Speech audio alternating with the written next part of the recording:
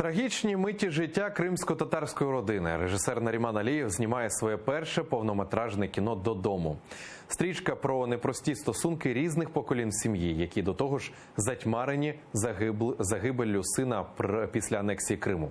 Наші журналісти побували на знімальному майданчику. Репетиція. Оскар, записуй. Начали!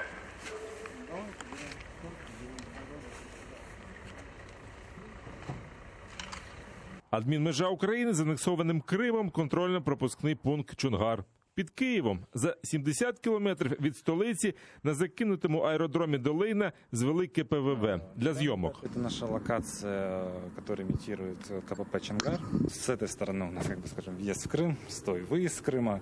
Вот. И мы специально для последних наших сцен, они самые масштабные в этом фильме, самое больше людей задействовано.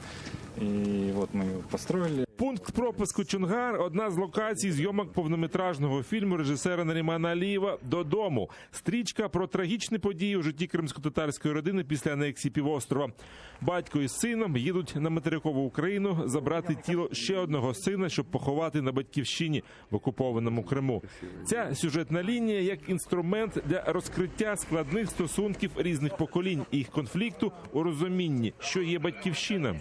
Поколение крымских татар, которое родилось в депортации на чужбине, у них более чуткое и острое ощущение родины, понимание, что оно такое, потому что они боролись за то, чтобы туда вернуться. Молодое поколение, которое уже выросло в 21 веке, более глобально смотрит на мир и себя в этом мире.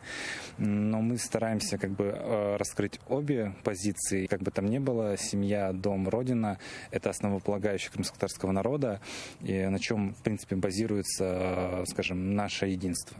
Ідея стрічки – колегії друга Нарімана, азербайджанського режисера Навруза Хікметова. Від ідеї до реалізації 2 роки праці над сценарієм із українським сценаристом Марисією Нікітюк та колегами з Італії, Сербії та Чехії. Змінювались деталі, вимальовувались характери героїв і яскравішали діалоги кримсько-татарською. В пошуку місць зйомок тричі проїхали з материка до адмінмежі з Кримом, шляхом, який тепер долають герої стрічки. Стоило уделить много внимания подготовке диалогов на крымско-татарском языке, поиску актеров крымско-татарского происхождения. Не то, что сложно было найти актеров, сложно было выбрать підходящого претендента. В одній з головних ролей, який саме, поки таємниця, глядач побачить Ахтема Сітаблаєва. Той зізнається, попередньо мав з'явитися в кадрі лише наприкінці стрічки. Та прочитав сценарій і сам напросився на кастинг до головного складу. Лише з 3-ї спроби знайшли вдалий образ. Простих сцен в этом фильме нет. Это первый фильм, в котором у меня было 15 дублей. Да, но я понимал, чего хочет добиться режиссер.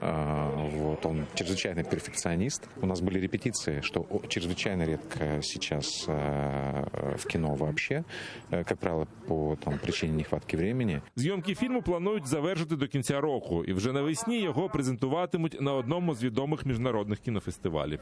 Якому саме – ще секрет. Роман Спірідонов, Вікторія Бойко, Олександр Фінько, Заман, АТР.